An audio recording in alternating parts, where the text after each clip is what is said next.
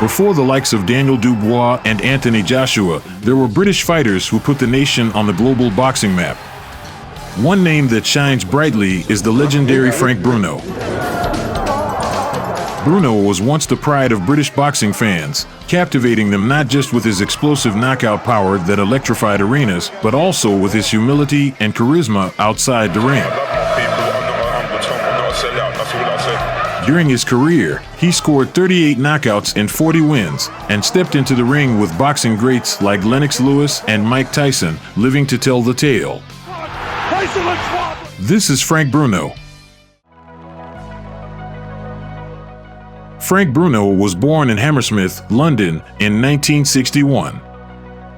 As a child, he was labeled a troublemaker and often had to change schools due to his tendency to get into conflicts. When he was going to school, I can assure you that every day you would get a phone call from school that Franklin is in a fight. Eventually, Bruno found a source to channel his inner aggression as he began boxing at the age of 9 at Wandsworth Boys Club in London.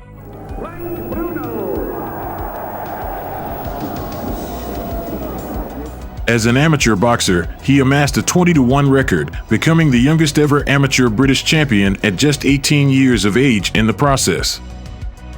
In the year 1981, Bruno became a professional fighter. Big punches.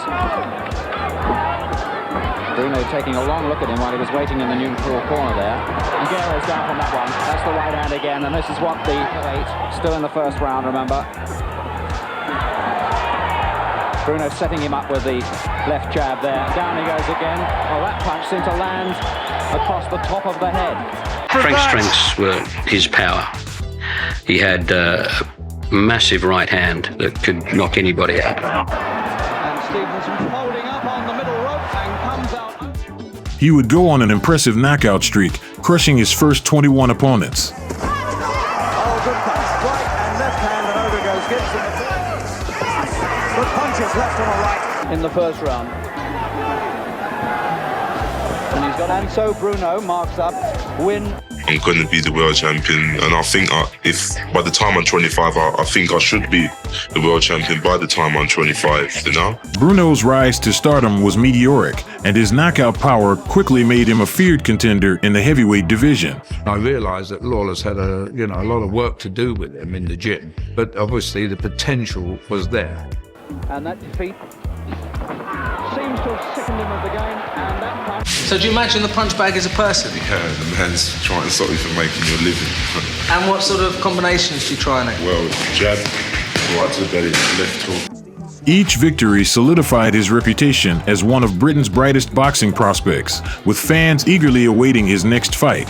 In about 6 years' time, I hope to be a heavyweight champion of the world, not being boasty or flash or nothing like that, but it's a rocky road, the boxing game, anything could happen, just keep the fingers crossed and keep training hard. I've got youth on my side, so I'll just keep training hard and keep working, and hopefully I'll get there one day. Nielsen a big man, but crouching over and taken with a right hand.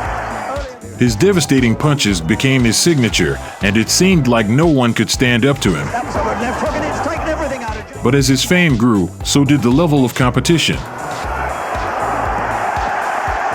To withstand the Bruno assault. Can the big American survive it? He's got it. First knockdown. Oh, he's got him right this time, and I don't think Sandoval's going to make this. However, in May 1984, Bruno's streak met its match in the American fighter, James Bone Crusher Smith. Bone Crusher, and Bruno goes on 6 feet 4 inches.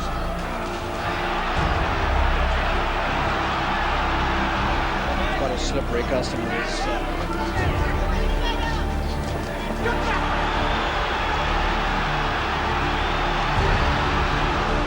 Despite leading on all 3 judges' scorecards, Bone Crusher got the better of Bruno in the 10th and final round, knocking him out. And he doesn't know where he is. Smith doing a Cummings on Bruno's left. And Bruno looks out on his feet to me. Oh, he's got it. Defeat. I got beat. A lot of people might be laughing out there. I'm glad he got. Don't think so. I think I'm glad he got his, backside kick. But I'll be back, Harry. for Lacosta. After tasting defeat for the first time in his career, Bruno used the sting of that loss to fuel his next fights. He went on to win 6 in a row. Around the ring quite snappily at the moment, and he's hurt Rodriguez in leg lift. Bruno could be on the edge of victory here. He's got him again with the right and a second one. That's a good punch, left underneath. On March 4th, 1986, Bruno faced former WBA champion Jerry Coetzee of South Africa in a fight that would boost his title chances. Harry Carpenter. So Bruno, The fight didn't make it past the first round. One punch from either side could end this dramatic. Just 1 minute and 50 seconds in, Bruno sent Coetzee crashing to the canvas. And the world title, the right spot him. Perhaps hit as hard as he's ever been hit. Bruno mustn't get careless. Coetzee has a right hand and another. Surely he can't get it over inside a right. He's got him again. He won't get up from that. He's stretched out. With this win, Bruno earned a title shot against WBA world champion Tim Witherspoon. I think that he's a real good fighter, and he deserves credit that he deserves, so I give him 7 rounds. Witherspoon had already established himself as a formidable force in boxing, becoming a 2-time world champion by winning the WBC heavyweight title in 1984 and the WBA heavyweight title in 1986. What do you think? It's gonna English call. Well, a nice guy. What we got, Bruno? No, and throwing. I hope he continue on his career after knocking out. So that's all. He says he's gonna beat you. Yeah, all of them say they're going to beat me. I was the one that succeeded, that is Bone Crusher Smith. You know, he can say what he wants to say because I'm not in it to really being slagging. You don't get paid to slag people down or hype people up or whatever. But if he's going to beat me, why does he need 25 people to come and boost him up? In his first title fight, Bruno knew he had to bring his A game. But I think I'm the best in the world, and I'm not about to let anybody take my belt from me. Well, I can say, please polish it up on that night. I'm not okay. Polish it up, buddy. Though both fighters were regarded for their impressive knockout power, the fight became a largely tactical affair. see that? That's what soccer commentators... In the early rounds, Bruno displayed remarkable sharpness, matching Witherspoon's intensity blow for blow. Fighting away well inside there, Bruno. But Frank can keep it long range, unload some of the bombs. However, as the rounds wore on, so did Bruno's stamina. Dictated. Jabbing away with the left hand. Witherspoon sharper than Witherspoon's. A little bit more in this round. They tried to pin him on the end of the jab. Putting on weight like that.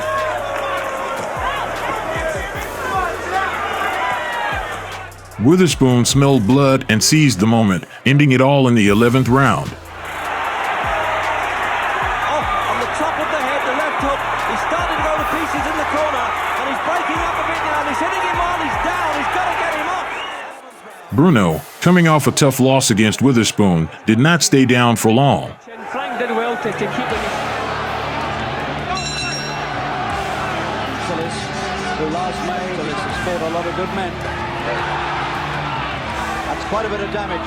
Bruno has wreaked there on the face of Tillis's mouth and nose bleeding badly, and he's hurt in the pit, and he might be going at a clean shot at him. Just tell Frank what you were telling me down there in the commentary about his performance. I thought he did a tremendous performance, Frank. I commend you. He's a spoiler. You came out very well. Your punches, I thought, at a boxer point of view, knowing your layoff, it was tremendous, accurate, and I'm very impressed. And I look forward to meeting you in the future. He picked himself up, dusted himself off, and stormed back with 3 consecutive victories.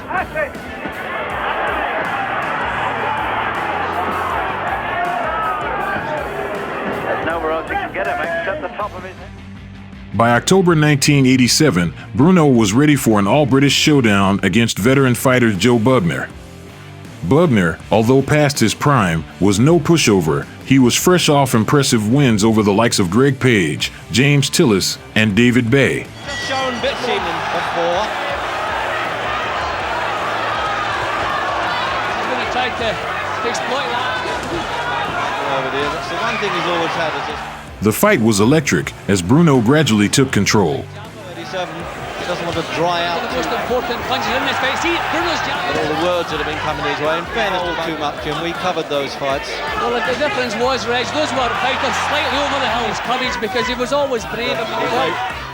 In the 8th round, the crowd watched as Bruno unleashed a powerful onslaught, forcing the referee to step in and stop the bout. With a jab like that coming at him, if you look at his opponents over there, look, yeah, and he's down. He clubbed him with the right hand, and he won't go down, Bugner. At that point, he didn't even take 9, and he's going to let him box surely now. The towel has come in from the Australian's corner. Bruno's impressive run had earned him another title shot, this time against the man feared by all other heavyweights. What's that? These are my championship belts. That's the WBC one? Yes. Yeah, look at that. Fantastic. They're terrific. In February 1989, Bruno stepped into the ring for the fight of his life, challenging the unstoppable Mike Tyson for the undisputed world heavyweight title. Don King's tried to make Mike Tyson out to be Superman, but I got kryptonite to beat him. Thank you very much. At this point, Bruno was 5 years older than Tyson, yet despite this, Tyson had already achieved far more in the boxing world. With a flawless 35-0 record and 31 knockouts, he had become the youngest heavyweight champion in history at just 20 years old and went on to unify the WBC, WBA, and IBF titles. Oh, Tyson, this iron, Mike, this iron, that. You don't realize that the guy had a car crash. He damaged his hand. He broke up with his wife. All his mind is not on the game. On this fight, his mind not conditioned for this fight. And I was confident before all this happened. And I think this is a peak time to beat a Mike Tyson, Harry. No, I really do believe so. Many people didn't see Bruno as a real threat to Tyson, but Bruno did not let that bother him. From the opening bell, Tyson's aggression was clear as he charged at Bruno, knocking him down within the first few seconds of the fight. Showing that he's not afraid, hanging on. Bruno's already tagged with the right hand. And there goes Bruno for the first time. Bruno got back up, but in that moment, it was clear to him that Tyson was unlike any man he had ever faced. Clear, but he knows the power. Bruno has all the pride of England standing for him. He get tagged again by a right hand. Relentless, Bruno fought on and nearly shocked the world toward the end of the first round. He rocked Tyson, achieving what no other fighter had managed to do. And there's the right hand that caught Tyson. With a left hook, Tyson looks wobbly as he attacks Bruno. Tyson was caught, and Tyson looks clear, but he was caught by a shot. The crowd roared, sensing history in the making. Tyson, however, quickly regained his footing and control, showcasing the tenacity that made him the most feared fighter in the world. It's hard to do that, but especially alone the Chris Myers round and the chant from which made us all think, well, that's what all was going to happen. But then, as the rounds wore on, Tyson became the clear aggressor, launching hard shots at Bruno. Tyson, left hook to the body. Tyson misses wild. Bruno had no choice but to hold him, attempting to neutralize the brute force. Now is what he's now. Bruno trying to keep him off. Tyson continued to land heavy punches, but Bruno held his ground. Tyson is just kind of a stand-up guy, almost tailor-made for Tyson. The idea that it's a question of time before Mike does it. After Bruno briefly stunned him in the first round, Tyson had remained in full control, and it seemed like it was only a matter of time before Tyson's relentless barrage proved too much.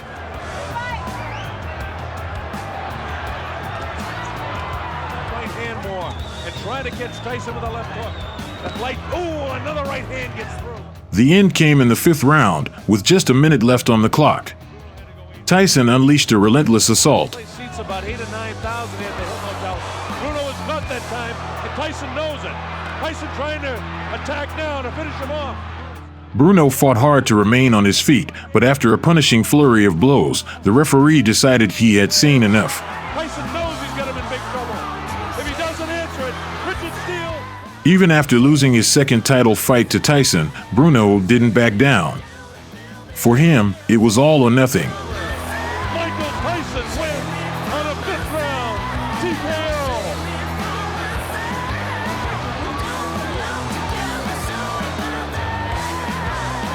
A It came at 2:55. That's unofficial. We'll get that officially.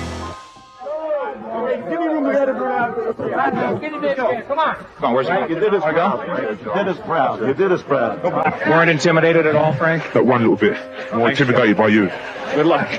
Everyone expected Frank's moment of glory to be over after that, but the loss only made the public love him even more. Frank left the ring, but there's no way he's a loser because he has got the support that Mike Tyson will never have because people don't truly love him, and they love Frank. If Tyson walked out that ring the loser, he'd have nobody because he hasn't got what Frank's got. Frank's got a family that adore him, and he's never a loser to us because he's ours. He's our Frank. Fans were ready to carry him on their shoulders, and all of Britain was proud of Frank Bruno. But that's not what he wanted. He wanted the title. When he went off the rails, I mean, it was, it was very sad. And I know that definitely affected him mentally. He had dedicated 15 years of his life to training for a victory, but as long as Mike Tyson was champion, Bruno's dream seemed nearly impossible to reach. After taking a 2-year break from boxing, Frank Bruno returned to the ring stronger than ever. During this time, he focused on his personal life, marrying Laura Mooney in 1990. It was a significant period for him, not only for rest, but also for building family bonds. Laura became more than just his wife. She played a key role in his career, stepping in as his manager and helping guide his next steps.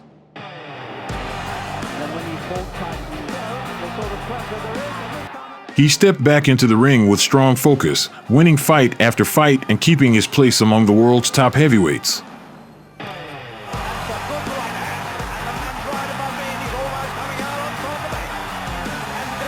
Each victory, a reminder that he wasn't finished yet. He was on a mission, inching closer to the ultimate prize. That's a better punch. That hurt him at last. Bruno got through a punch that hurt him. He's come out pushing back. November 1984, a 10-rounder against a man called Frank Bruno, and he's got him. In 1993, Bruno earned a third shot at the world title, this time facing Lennox Lewis, who was making the second defense of his belt in what would be the first of his 3 championship reigns. Very confident, very relaxed, very chilled, mate. Very relaxed. You can see who the fans are going for tonight, and I'm very chilled, very relaxed. Last message for Lennox? I'm going to knock him out so hard he's got to pay to get back in. I said it before, I'm going to say it again. This bout was historic, the first time 2 British boxers clashed for the world heavyweight title. The fight drew fans from all over the UK. He said he's going to hit you so hard he's going to send you back to Canada. Not a very nice thing to say, but... Well, he's trying to scare me, but I can't be faded. I think the main thing is, if I'm there to get hit, then he'll hit me. But I'm not going to be there to get hit. It's a better mover of the two. In the early rounds, the fight seemed to tilt in Bruno's favor, as he was the more active fighter. Cut inside from Bruno there. There's no doubt about it. Good jab. He's landed. Lewis had his moments, but Bruno was prepared to respond. Experience on his side. Well, he's certainly trained. Lewis needing to just... starting the round very fast. He's getting the success because he's using his strength, he's forcing the fight, and he's using a very good jab. Each round fast, but then it up. Oh, that's good from Lewis, 2 jabs. However, just when it seemed Bruno was on the verge of a massive victory, Lewis expertly picked him apart with a dangerous combination that sealed the deal. Look at Bruno here, coming up with a left hook, catches him, and Bruno was hurt by that. Bruno is in trouble. Bruno is in big trouble. Moments for Frank Bruno. Right uppercut, and I think Mickey Fang's going to stop it. This incident in the fight. I thought for a moment there he was stopping that right uppercut. Lewis here, and Bruno is on the verge of going. He won't take a lot more, and this time... Another fight, another title opportunity slipped through his fingers. Bruno regrouped, adding more wins under his belt. He emphatically crushed Tony Ferguson in the first round. Bruno, though, took 2 rounds to get rid of Ferguson. Bruno went back to his old training haunt. Coming from Bruno. And Big Jesse is looking a little unsteady on his pins. Oh my word, he's not going to go. A lump coming up at the side of his left eye. Bergman's gone down for the second time. Then came a ruthless knockout of Rodolfo Marin. I agree with you. Look at Bruno. Already Bruno's jab giving him some trouble. And when he faced Mike Evans, he finished him with fierce precision. He might do the same tonight. A late substitute for Ray Annis. Good right to the body. Evans is still there somehow. Oh, left hook, left hook. That's the third knockdown. With a sheer display of dominance, Bruno got another chance at the World Championship. Well, Frank, congratulations. Good job, well done, and a little bit longer than the last two. Very, very much longer. I think it added up to the amount the last two lasted, but I'm glad to get that one out of the way because I got a world title fight in July, if you know what I mean, in either Wembley or London somewhere, and it's nice to get that one out of the way, no cuts, no cut eyes or buffy hands, you know? At this point, he teamed up with Frank Warren as his career neared its final stage.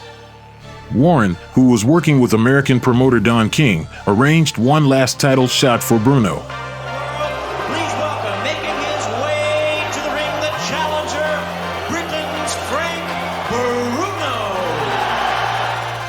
September 2nd, 1995, Bruno stepped into the ring against WBC champion Oliver McCall in front of his home crowd, fueled by years of dedication and the desire to finally claim the title that had eluded him for so long.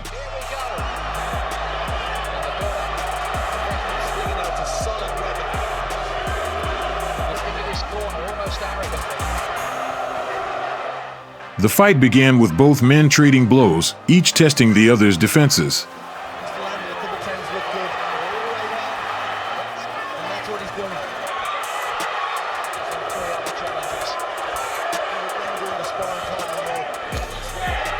Driven by years of determination and past heartbreaks, Bruno brought relentless focus and power to the ring, outboxing the defending champion round after round.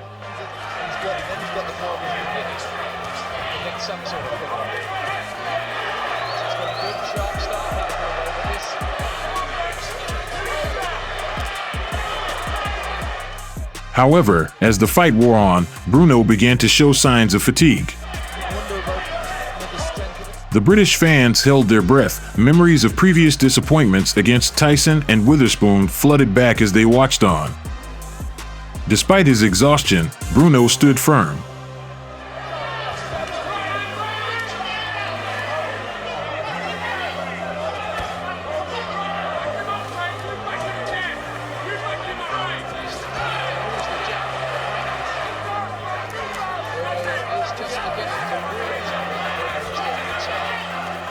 Bruno had done it. He had outpointed McCall over 12 grueling rounds to finally become a world champion.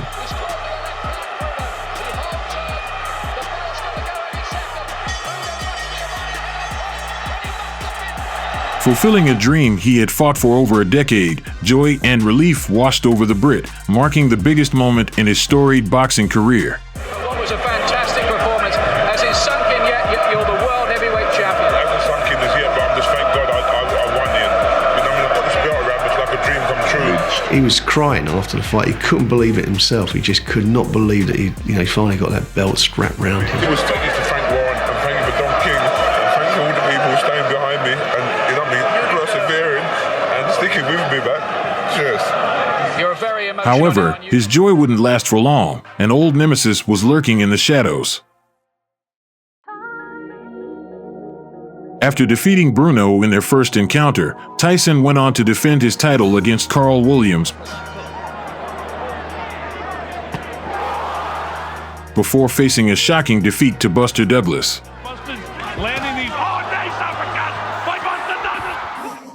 Following this title loss, Tyson was convicted of rape and served 3 years in prison, finally being released in 1995. Now, fresh out of prison and carrying the weight of his past troubles, Tyson was looking to reclaim his spotlight, and the man standing in his way was none other than Frank Bruno. I can't really tell you how he's going to, a quick pace, fast pace, slow pace. I'm not going to tell him I'm going to win. I'm going to knock him out right into donkeys. Hey, laps, only in America. You know what I mean? Quite simple. During the time leading up to their last fight, Bruno had grown as a fighter with more experience and polished skills. I'm called Cook, I'm going to win and I'm going to knock him out, you know what I mean? I've been away for too long.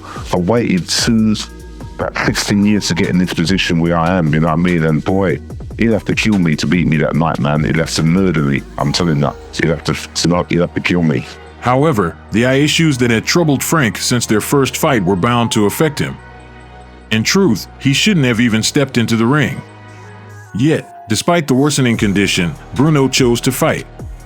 Interestingly, the pre-fight medical examination failed to detect the full extent of the damage to his eye. There's not much I can say, but I beat him once, and I beat him before, and I'm gonna beat him again. Thank you. However, this wasn't the same Tyson he had previously faced. This version of Tyson was an angry beast waiting to be unleashed. Walking into the ring with a blank expression on his face, Tyson looked emotionless. In contrast, Bruno appeared visibly nervous, as if he knew what he was stepping into. Frank Bruno with the bodybuilder's physique, 27 pounds heavier, almost 4 inches taller, huge reach advantage, and here we go. Anybody or anything, but Mike Tyson is a phenom. Once again, Tyson attacked his opponent with non-stop aggression. He's not going to let keep their heads off. Bruno with the questionable chin. He does not like to fight on the inside generally, but he's learned to hold on, which he did with McClain. Tyson's people wanted to bob and roll. By the end of the first round, Bruno's eye had been busted open. It was a nice effort. And anytime, here comes Tyson. Tyson with a combination. You can't fix a chin that was never great to begin with. A left hook by Tyson, but Bruno comes forward.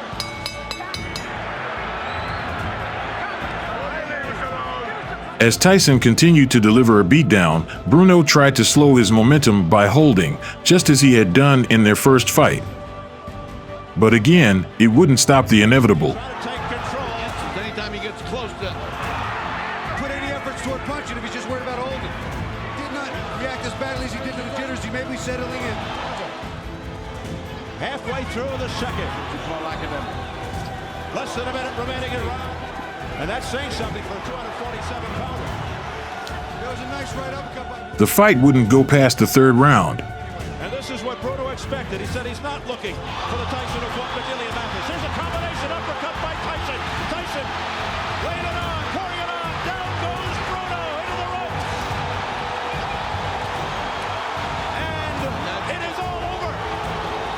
It is all over here in round 3. Mike Tyson. What will you do now, Frank? I mean, people will say, well, is that the end of the Bruno story or what? I've had a good time in my life, and at the moment I want to sort of just sit down. I don't want to make no haste decisions and make a fool of myself. This would be Bruno's final fight in the boxing ring. Despite a career filled with ups and downs, Frank Bruno is one of the most beloved fighters of his era. Alongside his boxing career, he showcased his personality on television, which only endeared him to fans more. However, the second loss to Tyson marked a turning point not just in Bruno's career, but in his life. It was more than just a defeat, it took a significant toll on his mental health.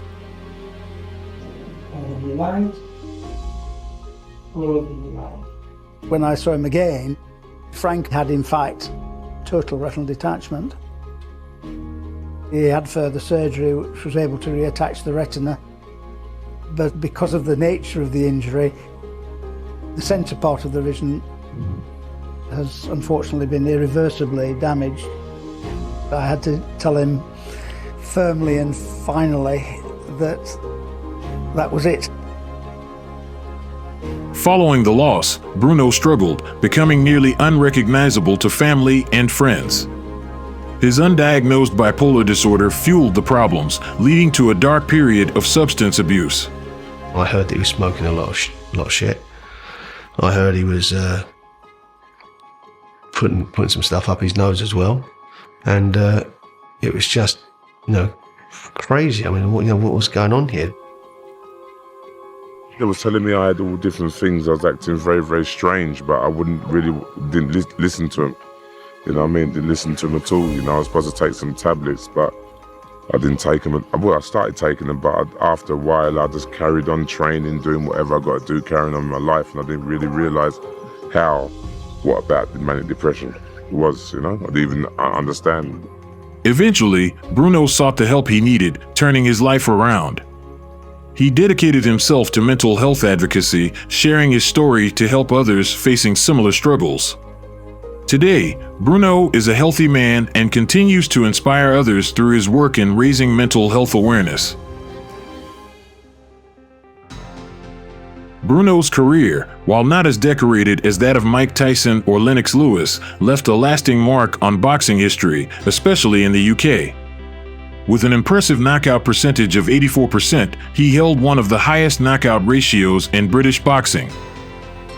But it wasn't just his success in the ring that made him a fan favorite. His humble and charismatic nature endeared him to boxing fans and the media alike.